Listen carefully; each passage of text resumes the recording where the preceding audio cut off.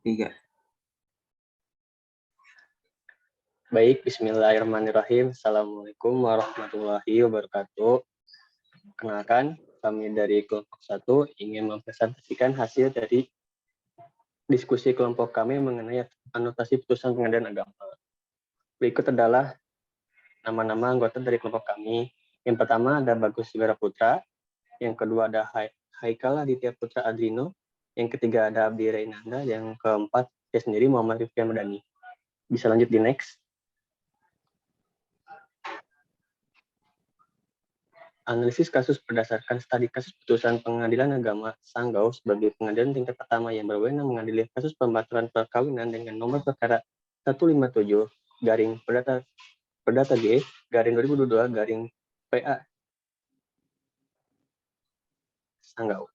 Bahwa perkara bermula pada saat pemohon ingin membuat kartu keluarga baru di Dinas Kependudukan dan Catatan Sipil karena petugas Dukcapil Kabupaten Kubu Raya menolak untuk membuatkan kartu keluarga pemohon bersama dengan termohon karena dengan alasan bahwa data kependudukan termohon sudah tercantum ke dalam kartu keluarga yang baru dan masih berstatus dalam ikatan perkawinan yang sah dan sudah memiliki 2 orang anak. Karena tidak dapat membuat kartu keluarga baru, lantas timbul rasa kecurigaan dan pemohon mulai mencari informasi terkait data kependudukan termohon agar dapat dengan jelas dan terbukti status kependudukan termohon. Setelah mencari keterangan dan informasi mengenai status termohon, pemohon mendapatkan kejelasan bahwa termohon memang benar telah menikah dengan orang lain secara resmi sebelum menikah dengan pemohon. Pernikahan antar pemohon dengan termohon telah melanggar ketentuan Undang-Undang Perkawinan Nomor 1 Tahun 1974 karena termohon masih terikat perkawinan yang sah dengan istrinya dan memasukkan identitas diri dengan mengaku berstatus perjaka. Bisa dilanjut? Baik. Berdasarkan kasus yang telah terjadi yang dialami oleh pemohon yang dirinya merasa dirugikan dan telah dibohongi oleh termohon, maka majelis hakim dapat mengeluarkan keputusan yang memiliki payung hukum yang kuat karena telah terjadi penyimpangan yang seharusnya tidak boleh untuk dilanggar dan seharusnya dipatuhi oleh setiap pasangan yang ingin melaksanakan atau melangsungkan pernikahan. Pasal 9 Undang-Undang Nomor 1 Tahun 1974 tentang perkawinan menyatakan seorang yang terikat tali perkawinan dengan orang lain tidak dapat kawin lagi.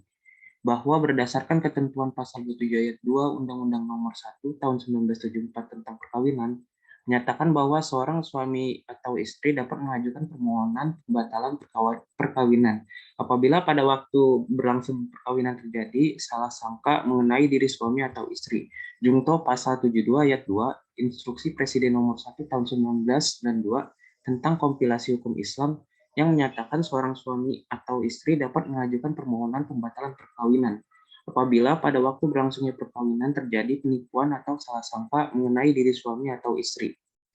Menimbang bahwa ketentuan pasal 24 Undang-Undang Nomor 1 Tahun 1974 tentang perkawinan menyatakan barang siapa karena perkawinan masih terikat dirinya dengan salah satu dari kedua belah pihak dan atas dasar masih adanya perkawinan dapat mengajukan pembatalan perkawinan yang baru.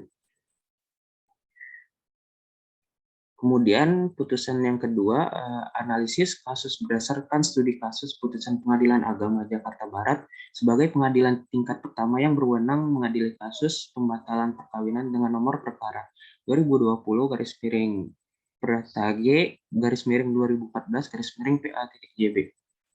Bahwa perkara bermula pada hari Sabtu tanggal 24 Mei 2014, penggugat dan tergugat telah melangsungkan pernikahan di daerah Kecamatan Kembangan, Kota Jakarta Barat, yang dicatat oleh pegawai pencatat nikah Kantor Urusan Agama, Kecamatan Kembangan, Kota Jakarta Barat.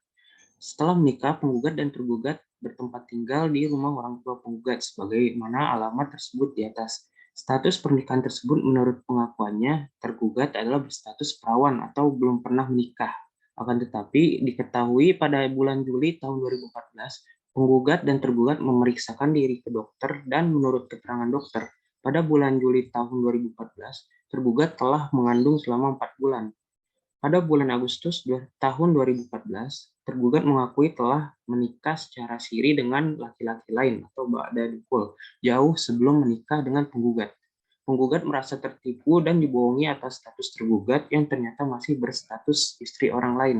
Akibat hal tersebut, sejak bulan Agustus tahun 2014, penggugat dan tergugat telah pisah rumah serta sudah tidak ada lagi hubungan baik yang terjalin sampai sekarang.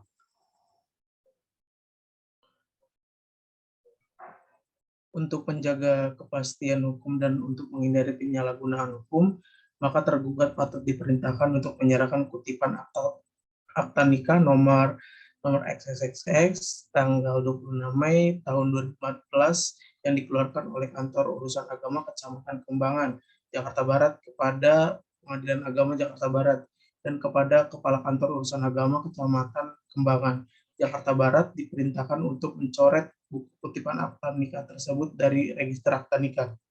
Mengingat pernikahan penggugat dan tergugat belum mencapai 6 bulan, sampai pada saat ini penggugat melayangkan surat gugatan pembatalan pernikahan. Maka telah memenuhi unsur pada pasal 71 huruf B dan pasal 72 ayat 2 dan ayat 3 kompilasi hukum Islam.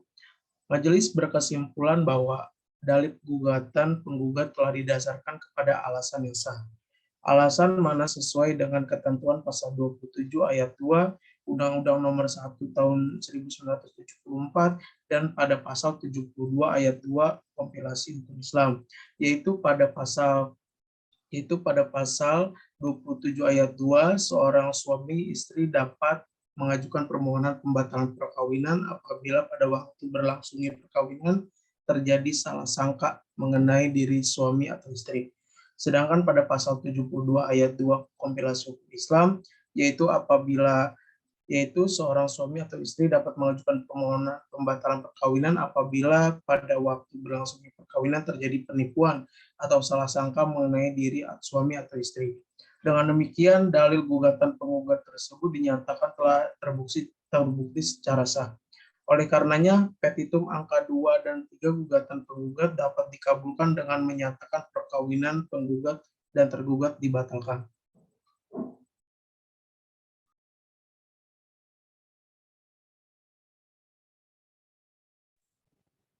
Menimbang bahwa pembatalan nikah yang diajukan oleh penggugat, majelis menilai telah sesuai dengan ketentuan pasal 37 Peraturan Pemerintah Nomor 9 Tahun 1979, menimbang bahwa oleh karena perkawinan penggugat dan tergugat telah dibatalkan, maka sesuai dengan ketentuan pasal 56 ayat 3 kompilasi hukum Islam tahun 1991, perkawinan yang dilakukan oleh penggugat dan tergugat tersebut harus dinyatakan pula tidak mempunyai kekuatan hukum. Oleh karenanya, petitum angka 3 gugatan penggugat dapat dikabulkan dengan menyatakan duplikat akta nikah nomor XXX tanggal 8 Oktober 2014 tidak mempunyai kekuatan hukum. Berdasarkan pasal 74 ayat 2 kompilasi hukum Islam, yaitu batalnya suatu perkawinan dimulai setelah putusan pengadilan agama mempunyai kekuatan hukum tetap dan berlaku sejak saat berlangsungnya perkawinan. Menimbang bahwa oleh karena perkara akuo merupakan bagian dari perkawinan sesuai dengan ketentuan pasal 89 ayat 1 dan pasal 90 Undang-Undang Nomor 7 Tahun 1989, Jungto pasal 90 ayat 1 Undang-Undang Nomor 3 Tahun 2006, pasal 91A Undang-Undang Nomor 50 Tahun 2009 dan Peraturan Pemerintah Nomor 53 Tahun 2008. Maka semua biaya perkara ini dibebankan kepada penggugat untuk membayarnya.